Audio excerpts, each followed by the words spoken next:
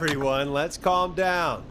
Ricky, I'm just glad we could help you and Maxie. Is there anything else we can help you with, Ricky? Actually, I think I have some info that might help you.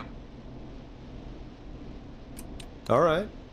I'm waiting. You see, man, me and Jason know each other. You know each other? Yeah, we went to Gallows High and played on the football team together. He was a gnarly offensive linesman, and I was our star wide receiver. Runner Ricky, they called me. All right, and what does that have to do with tonight? Well, because George, the guy who drowned, he was on our team too. Tell me about him. What was George like? I didn't know him for long, man. I'm sad to say. We had our first team party on the night he drowned. He seemed like such a good dude. Ricky, were you there when George drowned? No, man. Once the party turned, I beat feet out of there. Man, I remember George and his girl there. There was a whole lot of love, man. I could see it, you know? Ricky, please. What was her name? I never got her name, man. He just called her Bean. I didn't really know her before or see her after that. Then what did she look like? Please, tell us anything you remember. I just remember a pretty girl, man. I'm sorry. Ricky, you said the party didn't last long. What happened? We were just having a good time, and then the next thing I knew, everyone was running for their life. I looked up and saw that goddamn whistling man in the trees. And I never ran so fast in my life. I ran straight home. Didn't know about George until next morning at school. I'm guessing it was whistling night, wasn't it? That the whistling man was just another kid. Yeah. I don't know how George died, but I always felt like if anyone deserved to die that night, it should have been me. And Ricky, it wasn't your fault. You're not a bad person. I know that now, man. It took a long time to learn, but yeah.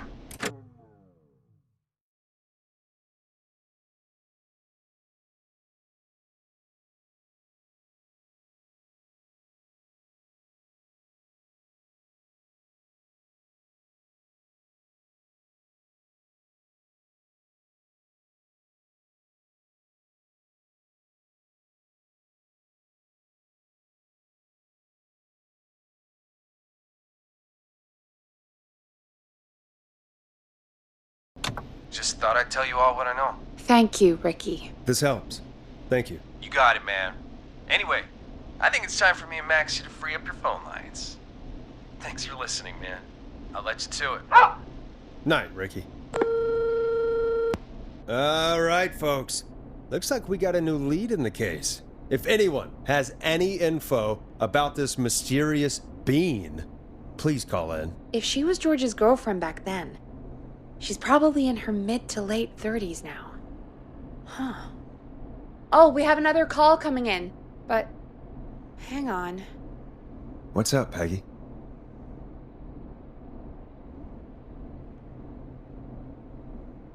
Peggy?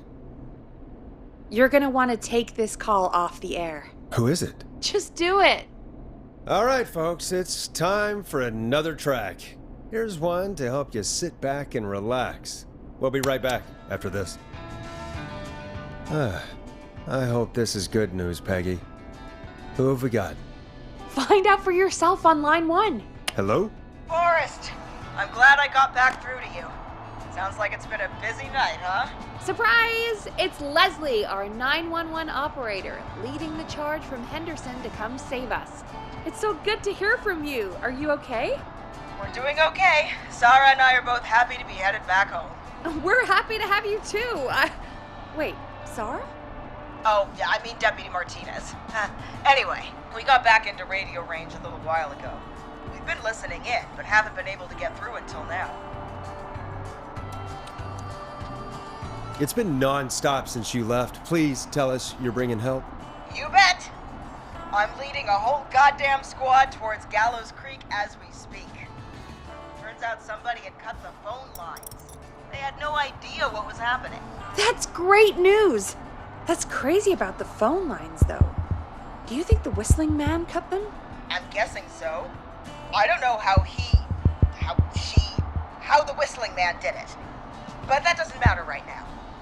Listen, we're coming in hot, but we need your help. I know Gallows Creek isn't a big town, but if we don't know where the Whistling Man is, we can't get him. Her. That's where you come in. You can count on us. What do you need? It might be a long shot, but here goes. The Whistling Man already called up a few times. I bet she calls again. We're still a little ways out of town, so if she calls, stall her. Buy as much time as you can for us to get in. And while you're talking to her, try to figure out where she is. We'll be listening in. So once her location is known, we'll head straight there and end this nightmare. I'll do my best. I know you will. Heck, I can see the headlines now. Forrest Nash's interview of a lifetime. Anyway, I'll radio the other cars and tell them the plan is a go. Hopefully the next time I see you, it'll be with our killer behind bars. Take care now. We'll see you soon, Leslie. Oh, thank God. It sounds like this is almost over. We're nearly through this. Best we don't waste any time then. Let's get back on air. You got it. Okay, Forrest, shut the music off. Bringing you back live now. Welcome back to The Scream with me, Forrest Nash. The line is lit up, but before I get to our next caller, I just want to say things are looking up. It's almost over. But for now, let's bring in our next caller. Evening, caller. This is Forrest Nash. Hello, Forrest. This is John Hedges. I'm here with Casey. I wanted to give you an update on Jason. John! Is he gonna be okay? He's a fighter. He'll be fine. We've got him stabilized and resting in a bed. We're preparing to move him to the hospital. Thank you so much. If you hadn't been there, then... God, I don't even want to think about what would have happened. Of course, Casey. We're just happy he's okay. John, Casey, you two did all the work. Tell Jason to get well soon from us, whenever he's up for it. Well, why don't you tell him yourself? Is this Forrest? Jason! We meet at last. It's good to hear you, Jason. How are you? Oh, well, I've got a hole in my stomach, and there's a knife in my leg, but John gave me something to take the edge off. So, I might feel even better than either of you. Oh. Take it easy until you get to St. Gabriel's. I will.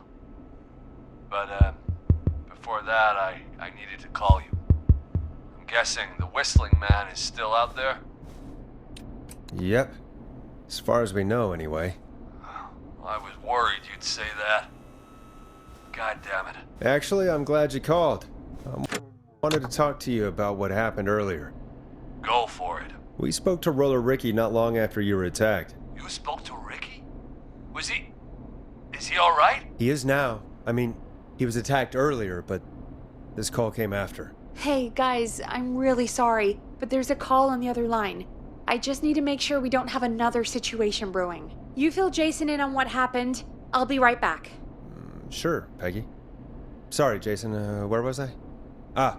Yep. Ricky's fine. You don't need to worry about him. That's a relief. He told us about George. Sounds like everything's finally coming out now. It's been tough to hold it all in. Sounds like you've been holding back about something awful, Jason. I'm part of the reason my best friend is dead, Forrest. And the few who knew about it said if I ever said anything, I'd find myself in jail. For a long time, it was hell. And then the town just moved on.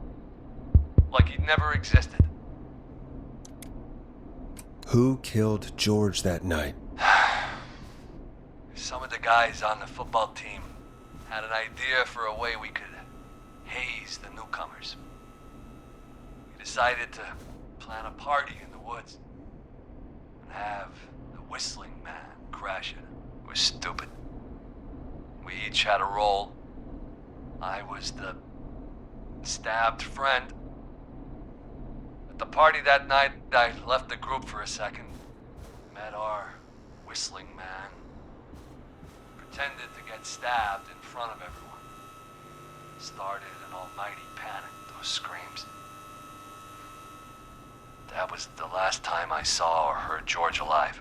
How did George die, Jason? I don't know. I was playing dead. But when I heard her scream... Ricky mentioned a girl named Bean. Is that who you mean? Bean? Oh yeah. I guess George did call her that. Yeah. He called her Bean. I heard her again tonight, Forrest.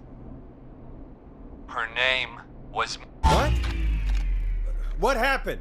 Are we still on air? No, we're not. Seems like the power is completely gone. How do we get it back on? I don't, we can use the emergency generator.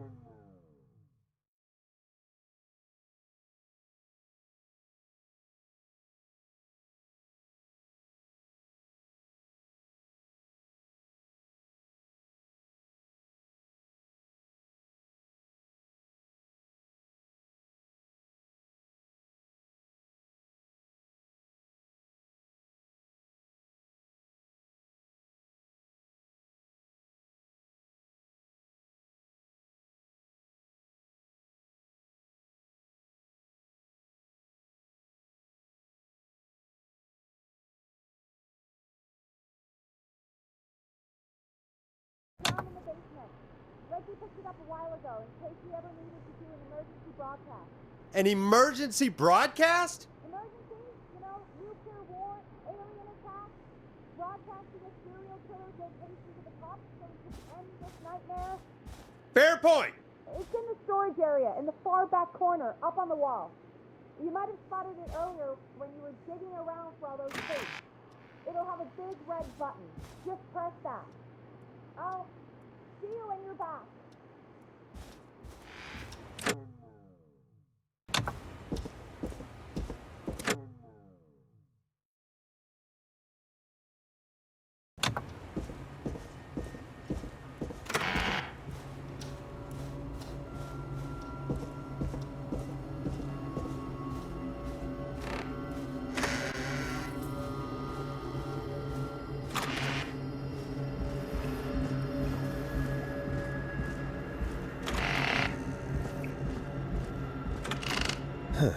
Far back corner. Why is this station so big?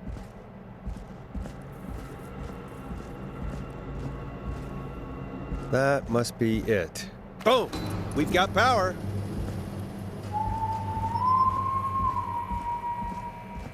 The whistling man. I need to warn Peggy.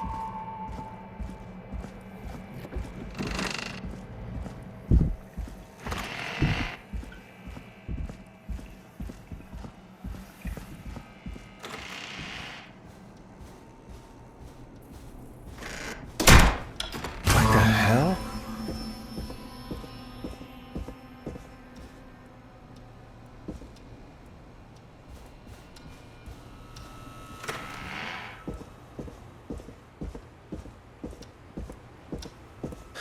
Oh no.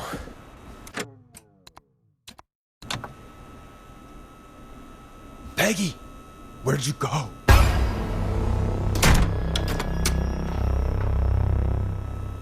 No way. This can't be happening.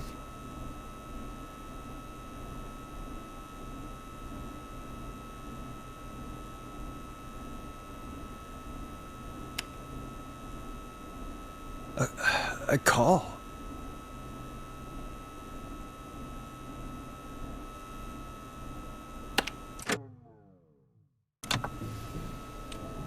Where's Peggy, Don? Have some patience, Forrest. It's almost the end of the night.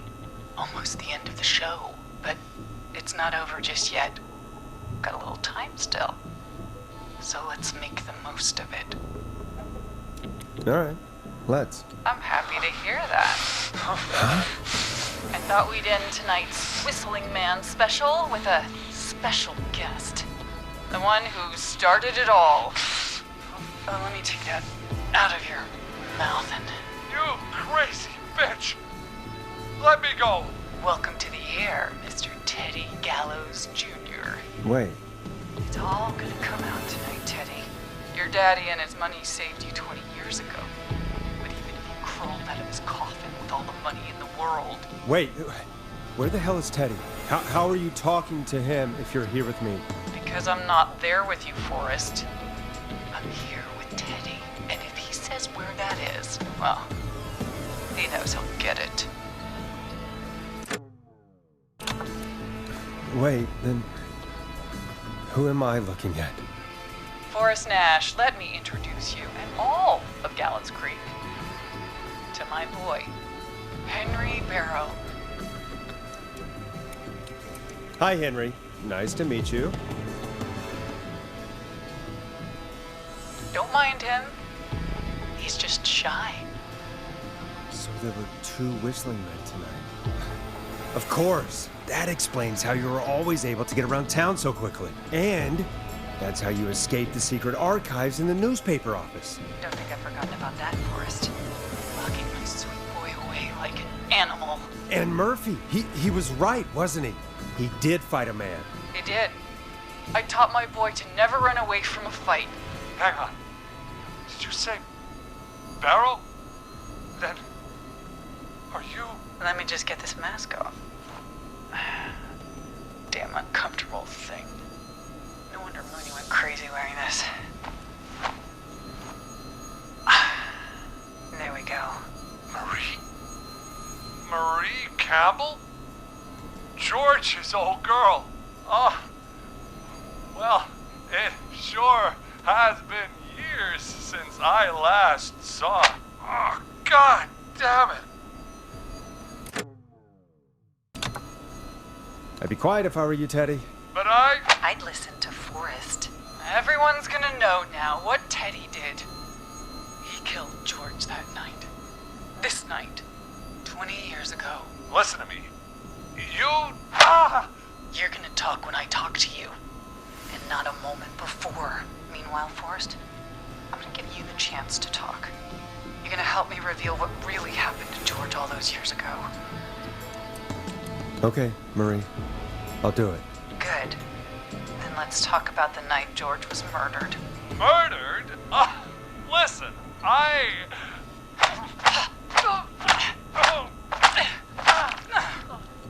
said you speak when you're spoken to. Now, I know you've done some good work tonight in piecing together what happened to George 20 years ago, and that's why I want you to interview us. Interview you? All right. I can do that. Thank you. I want you to help me and Teddy tell the story, Forrest. Do a good job. And hell, you might be the only one to leave here alive.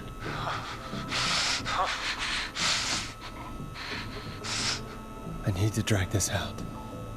If I can buy Leslie time to get back to Gallows Creek, and if I can find out where Marie is, then this can end. Teddy, we'll start with you. Just, talk me through what happened that night. How did it start? how would I know? It was 20 years ago. Do you want to die, Teddy? Because if you don't start talking... Ow. What the hell? God damn it. Okay. Our first team party was coming up. And when I saw the date it was scheduled for, I had an idea for a way we could prank the new guys. I understand that kids in Gallows Creek know tonight as Whistling Night. I'm guessing that's what you mean? Well, we didn't have a name for it then. It was just the night that Mooney went missing. But Whistling Night is what they'd call it later. Wait. You mean this was the first Whistling Night? Keep talking, Teddy. We went up near Whistling Point.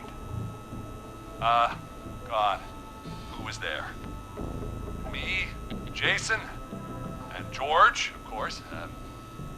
But George didn't come alone. He brought Marie. And Roller Ricky, he was there too, wasn't he? Yes, Ricky was there too. Runner Ricky. our wide receiver. I helped him off the bottle, you know? Because I'm a decent man. Is that so? Yes, it is. He came apart one day. Some people do. He had some issues. Wasn't stable. I didn't want him to hurt his chances in life. So, I helped him keep himself together. You were afraid he would talk about that night, weren't you? Keep talking. About midway through the night, we put the prank into action. We looked up at the trees and saw Jason there, bloody, like he'd just been stabbed. And the whistling man, everyone ran, screaming. George and I and Ricky, we got left behind. But Ricky was in on it too. I know he was. He and Teddy were as close as anybody. Teddy must have told him the plan. No, Marie, you're wrong. Ricky didn't know. What? Did you miss that part of the broadcast? I spoke to him earlier. He had no idea what was happening. He said he was as terrified as anybody. Isn't that right, Teddy? You didn't tell him, did you? Ricky never could keep his mouth shut. If we told him, he would have given everything away. But well, it doesn't matter. He didn't run his mouth enough to tell anybody about it afterwards. He's still guilty. It was just a stupid prank. How can you still say it was just a prank? Oh, come on. Oh, God damn it. You made George think Jason had been murdered. He thought his best friend was dead. And so tonight you stabbed him for real?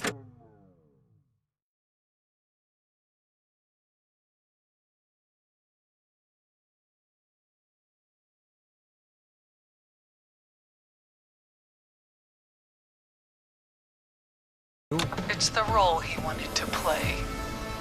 Jason's still alive, Marie. He was with a friend. We talked her through how to stop the bleeding and got him professional help just in time. Oh. Well, shame he didn't have the good sense to die earlier. He's gonna regret that. Enough about him. Me and George took off running, but somehow we got separated in the woods. I ended up near the bottom of Whistling Point, and when I noticed George wasn't with me, I panicked. And then, I don't know how he snuck up on me, but the whistling man grabs me. I scream, and he starts laughing, telling me it's just a joke. I could stall for time here. Who was it, Marie? Who was the whistling man? I suddenly recognized it was Chuck. Chuck Brody was the whistling man, laughing away. But then he stops, and he's looking up at the top of Whistling Point. What was he looking at? Teddy, what happened next? Nothing. I mean, it was just Teddy? George fell off Whistling Point. How do you know what happened? I saw it. You pushed him. You were up there. You were dressed as the whistling man too, and I didn't push him, God damn it! I just chased him up there, and he kept backing up. When I saw he was about to go over, I reached out. That's what you saw. you liar. It's not my fault. He didn't know it was a joke. If he'd had any brains, he would have realized. Ugh, you bitch. No one's going to believe this. After all you did. If she's lying, why the cover-up? My future was at stake, Nash. You know what it's like. People like us are bred for bigger things. I'm going to be the mayor of this town, Forrest. And then governor. And then, who knows? What happened that night was tragic. It should never have happened. But it was a mistake. It was just a stupid joke gone wrong. So my father sent Clive out to clean it up. Why should a blip ruin my future? George was a blip? He wasn't a blip, Marie. His father covered it up from there. I searched for George's body all night, but Sandra found him the next morning while out jazz running. she found him in the river, but she lied about that to protect Teddy. She said something about her rent going up, unless she... Teddy, did your father own Sandra Sharp's dance studio? It's Gallows Creek, not Sharp Creek. I'd answer the question if I were you, Teddy. Yes, okay. We own most of the town.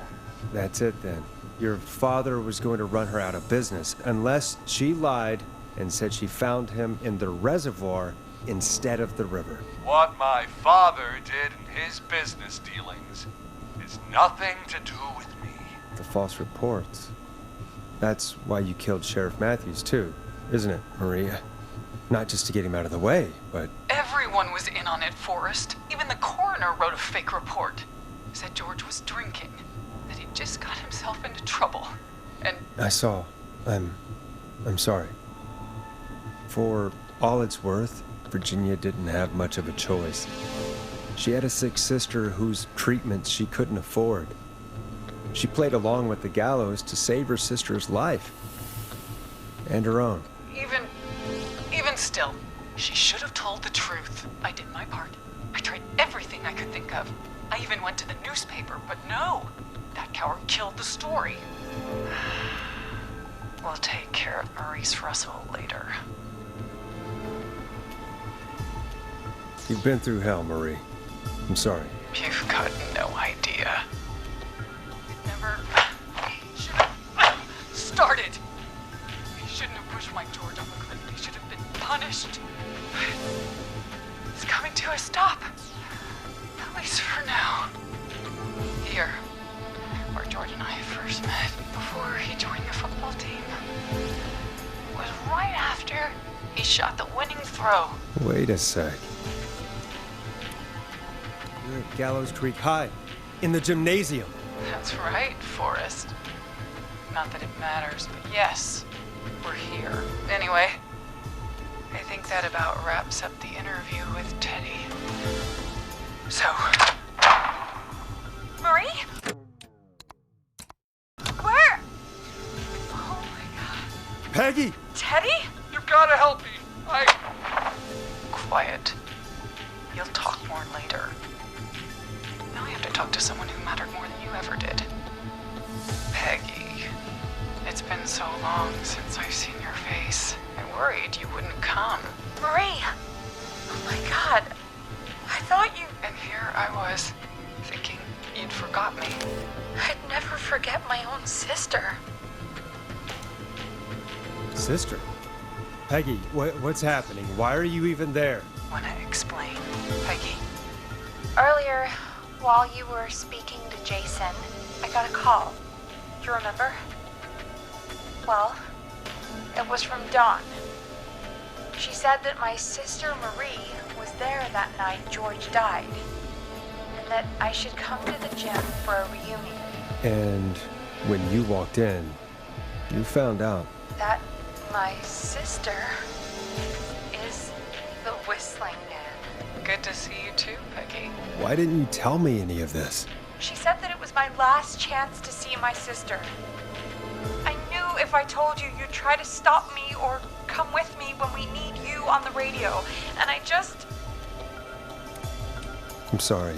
This has to be a lot for you. What happened to you, Marie? You just disappeared one day. Disappeared? I was thrown out, Peggy. I begged Mom and Dad to do something about what happened that night, but did they care? No, they told me to stay quiet. They only cared when they learned I'd been with George, and... Marie, I'm so sorry. I never knew. It's not your fault.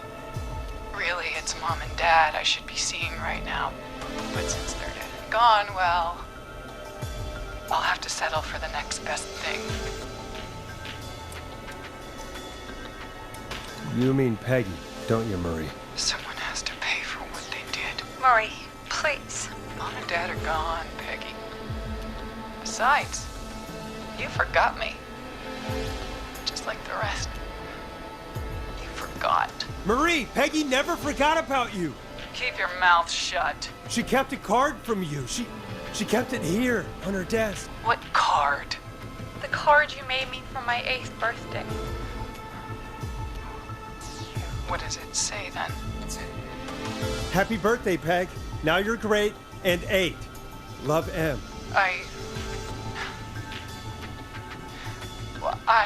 Henderson police! Free! No! Henry! Get out of there! Ah! Peggy! We have 2 wounded, and we're in pursuit of the suspect. Henderson police! Freeze! Forrest! Leslie, how's Peggy? She's been cut pretty bad, but we're here now. I'll be okay. God, Marie. Hey, Zara! I need you to look after Peggy. She needs help. Now, we got here just in the nick of time. Where's Marie? She bolted right as we got here. The police are right on her heels. It won't be long now. It's over, Forrest. Well, folks, it was a long night, but we made it through together. I'm gonna head off to go check on Peggy. This has been Forrest Nash. And it's been a scream.